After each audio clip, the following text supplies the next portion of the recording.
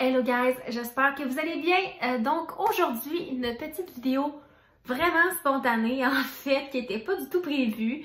C'est en discutant ce matin, j'ai fait des stories, je vous ai dit envoyez-moi vos questions.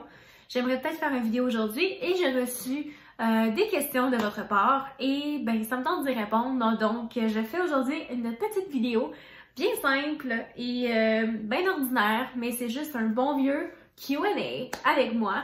Je réponds à vos interrogations sur tout plein de sujets, fait qu'il n'y avait pas de thème en particulier.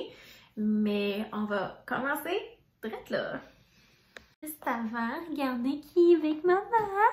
Oui, est-ce que vous le reconnaissez? Est-ce que vous le reconnaissez? Il est tellement rendu gros.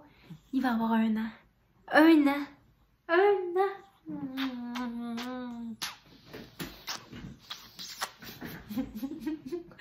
J'ai tellement l'entamé.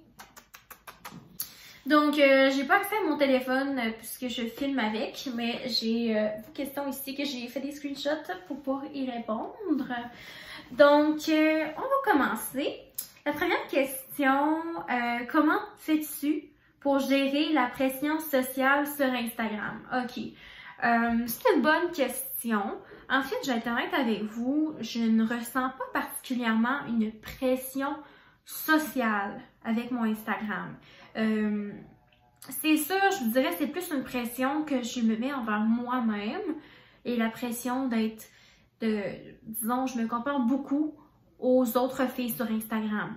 Donc, la pression, j'ai pas l'impression qu'elle vient des gens de ma communauté, mais bien plus de moi-même.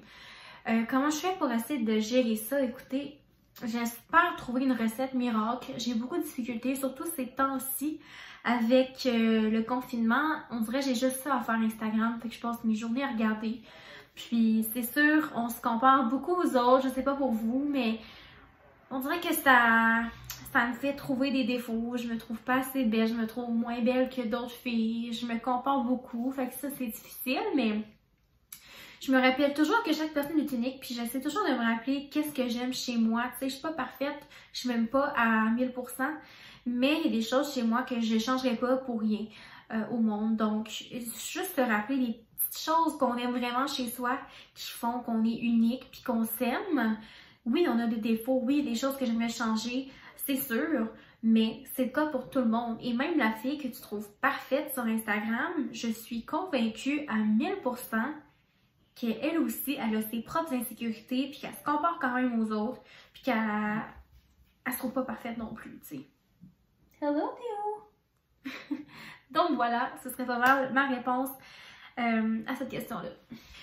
Maintenant, prochaine question. Crois-tu en l'astrologie? Eh bien, je ne connais pas beaucoup de choses à ce sujet-là, mais justement, c'est quand même drôle que je vois cette question-là parce que récemment, je m'intéresse vraiment beaucoup plus à tout ce qui est astrologie, spiritualité et tout ça. Fait que j'essaie vraiment de m'intéresser à ces choses-là, d'ouvrir un peu mes horizons, être plus ouverte d'esprit aussi. Moi, personnellement, ça m'attire quand même parce que je suis une fille curieuse et justement, je voulais en apprendre plus là-dessus. Je voulais m'informer, acheter des livres sur l'astrologie, commencer un peu à m'intéresser à ce sujet-là. Donc, est-ce que je suis une pro d'astrologie? Vraiment pas. Je connais pas grand-chose. Mais est-ce que j'y crois? Est-ce que je veux développer cette partie-là de moi? Oui, tout à fait. Donc, ça serait ce que j'aurais à dire sur le sujet. Et pour ceux qui se demandent, je suis Capricorne. Ok, prochaine question. Quel est ton rêve le plus fou? Oh mon Dieu, ça fait longtemps que j'ai pas répondu à une question comme ça. De m'imaginer quel serait mon idéal, mon plus grand rêve. C'est une excellente question. Mon rêve le plus fou, oh mon Dieu. Oups. On dirait que je ne sais même pas c'est quoi. Il y a tellement de choses que j'aimerais faire. Mais je pense que ce serait mon rêve le plus fou. Ce serait de vivre de ma passion. Ouais, vivre de ma passion et être heureuse aussi. Ça a l'air cliché, là, mais j'aime ça voyager. Puis quand je fais des voyages, je me sens jamais 100% bien. Avec mon anxiété, c'est extrêmement difficile, mais je pense que mon plus grand rêve, c'est ça de vivre de ce que j'aime faire, voyager beaucoup, mais voyager et être heureuse. Et aimer ça, mais vraiment pas juste aimer voyager, mais être capable d'apprécier le moment présent, puis de plus avoir d'anxiété. Je pense que c'est impossible que j'aie plus d'anxiété un jour. Mais c'est mon rêve le plus fou. C'est quétaine de même. Mais sinon, évidemment, comme tout le monde, je souhaite avoir une vie heureuse, avoir des enfants peut-être, une famille en santé, un chien, des choses comme ça. Mais au niveau plus personnel, c'est ça. Je dirais voyager, vivre de ce que j'aime faire, être heureuse, puis juste dealer avec mon anxiété mieux que je peux le faire présentement. J'ai une question. Est-ce que tu étudies et si oui, en quoi? Ok, eh bien, j'ai toute une annonce à vous faire. Il me reste 1 semaine et demie d'école ever pour le reste de ma vie, à moins qu'un jour je redécide de retourner faire une maîtrise ou un certificat ou whatever, mais présentement, mon dernier examen c'est le 27 avril et après ça, je vais avoir mon baccalauréat en communication publique à l'Université Laval. Wouhou! Donc, je suis étudiante, mais pas pour longtemps. Et c'est en comme je vous l'ai dit, en publicité sociale plus précisément. Donc, j'ai pris la concentration publicité. Mais voilà, c'est en ça que j'ai étudié et je vais avoir terminé l'école. Donc, je vais être officiellement une adulte dans vraiment pas longtemps. Et je suis pas prête à 22 ans à avoir fini l'école et à être une adulte, mais c'est pas grave. On va faire avec. Prochaine question, top 3 des pays que tu aimerais visiter. Je suis vraiment poche avec les pays. Je pense que j'ai pensé à ça de couler ma géo au primaire. Moi, je suis pas bonne avec les pays. Je me mélange avec les continents, les villes, bref. Mais je pense qu'un de mes plus grands rêves au côté voyage, c'est d'aller faire un safari en Afrique du Sud. Puis je dis pas juste ça à cause d'occupation double, c'est que en fait, quand je suis revenue de voyage la dernière fois dans l'avion, j'étais assise à côté d'une dame, puis on a parlé vraiment beaucoup, puis elle m'a raconté ses plus beaux voyages. J'avais fait plein de voyages, puis elle m'a dit mon coup de cœur, c'était l'Afrique du Sud. J'ai vu plein d'animaux dans un safari, tout ça, c'est... Bref, moi qui capote bien de ces animaux, j'étais, oh mon Dieu, il faut que je fasse ça dans ma vie, pas le choix. Fait que ça serait sans aucun doute un de mes plus grands rêves. Donc, c'est ça. En Afrique du Sud, puis Kenya aussi. Tu sais, on dirait que l'Afrique, ça m'interpelle. Tu sais, c'est sûr que c'est vraiment, je trouve que ce serait vraiment un changement culturel parce que c'est sûr que c'est vraiment différent d'ici. Mais j'aime tellement ça, disons, la nature, les animaux. Je pense que j'en aurais vraiment beaucoup à voir là-bas. Sinon, bon, ben c'est ça, il y a ces 2 pays-là en Afrique. J'essaie d'aller voir la Croatie. Je pense que je vais dire l'autre pays, la Croatie. C'est une des destinations que je rêve d'aller. Ça a l'air incroyable, ça a l'air tellement beau. Même, je dirais, la Croatie avant l'Italie puis la Grèce. C'est à ce point-là, je veux vraiment y aller. Sinon, un autre pays que je veux faire. Là, j'ai nommé un pays en Afrique puis un pays en Europe. Fait que là, je vais nommer un pays ailleurs qu'en Europe. Fait que pour la 3e destination de rêve, je vais dire le Pérou. Ça m'interpelle vraiment. J'aimerais vraiment ça, aller au Machu Picchu. Ça a l'air tellement incroyable, enrichissant comme expérience. Vraiment enrichissant au niveau culturel et tout ça, mais ça a l'air tellement beau. C'est une merveille du monde, fait que je veux y aller. Ça a l'air trop nice. Fait que c'est ça. Je dirais Afrique du Sud, mettons Kenya, puis Afrique du Sud en Afrique. Croatie, mettons en Europe. Puis j'irais avec le Pérou là, en Amérique du Sud. C'est ça, mes 3 destinations. La chose la plus wild que tu as fait à l'Uni. Hihi.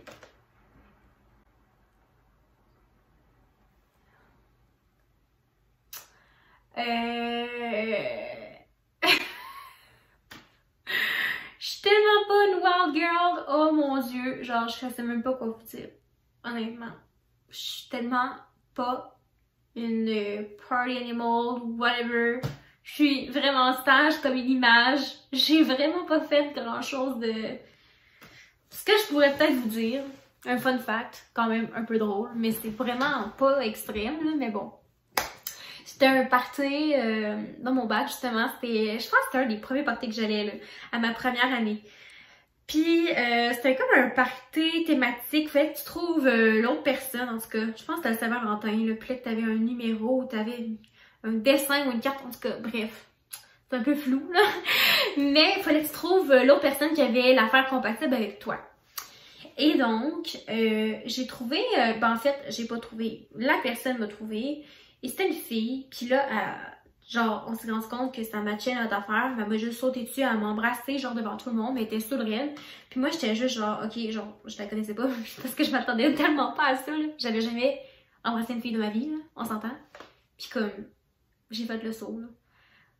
Fait que j'avais ça à dire, c'est pas mal tout.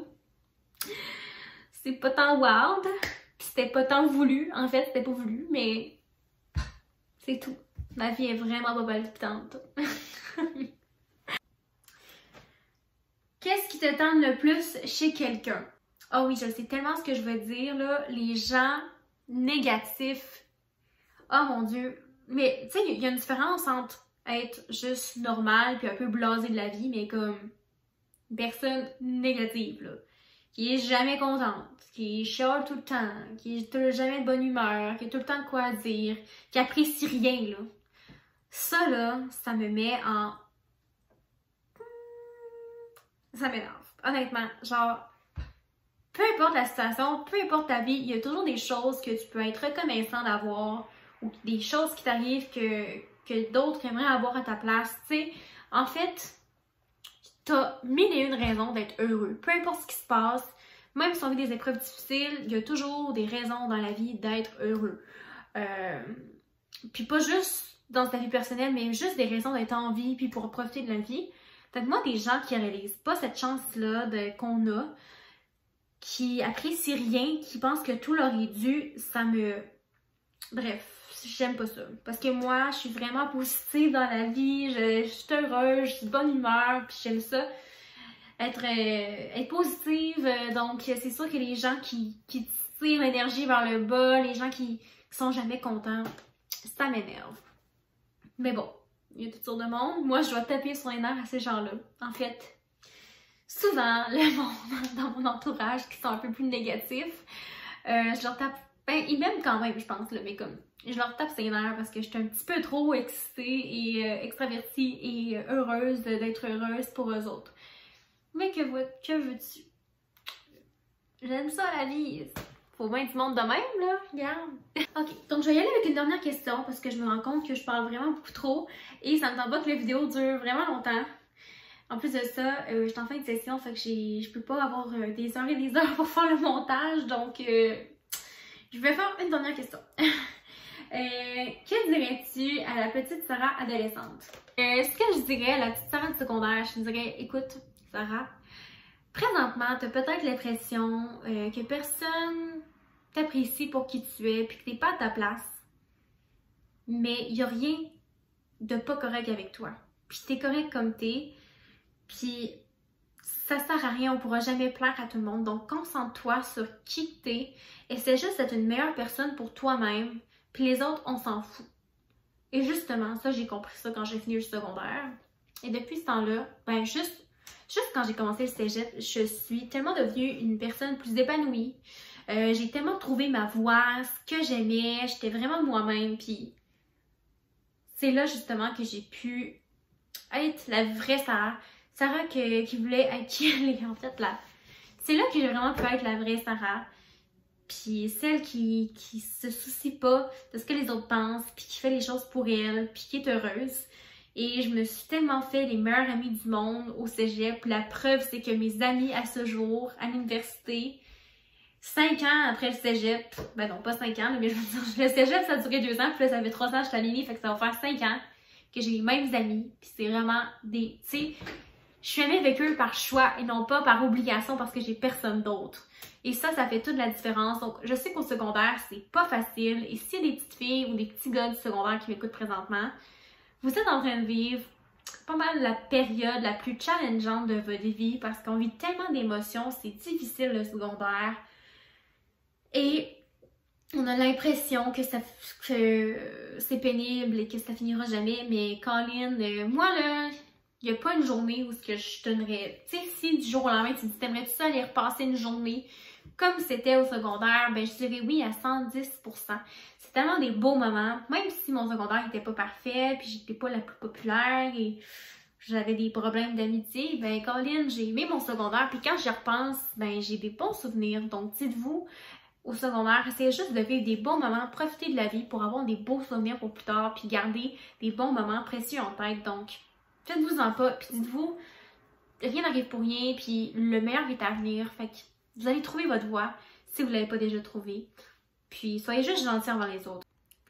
Ok guys, donc c'est ce qui conclut ce petit random Q&A vidéo. Donc merci énormément à tous ceux qui m'ont envoyé des questions sur Instagram, puis j'ai vraiment trouvé que c'était des belles questions. C'est pas juste des questions t'aimes-tu les chats ou les chiens? Non, non, là, c'était des questions quand même intéressantes et j'ai adoré y répondre. Donc merci à ceux qui ont participé. Comme je vous ai dit, ben c'est ça, il y en avait d'autres, mais malheureusement... faut que la vidéo ait une fin un jour, mais j'avais fait d'autres vidéos de ce genre de toute façon parce que vous semblez aimer ça. Et ajoutez-moi sur Instagram d'ailleurs si c'est pas déjà fait, c'est sans mal. Et j'ai également un TikTok, la nouvelle application de l'heure, donc c'est sarah.merci mon TikTok, abonnez-vous. Sinon abonnez-vous à ma chaîne... Abonnez-vous à ma chaîne YouTube, s'il vous plaît, ce serait énormément apprécié, puis ça me rend super heureuse de vous compter dans ma communauté. Donc, abonnez-vous tout de suite et on se dit à la prochaine pour une nouvelle vidéo. Bye tout le monde!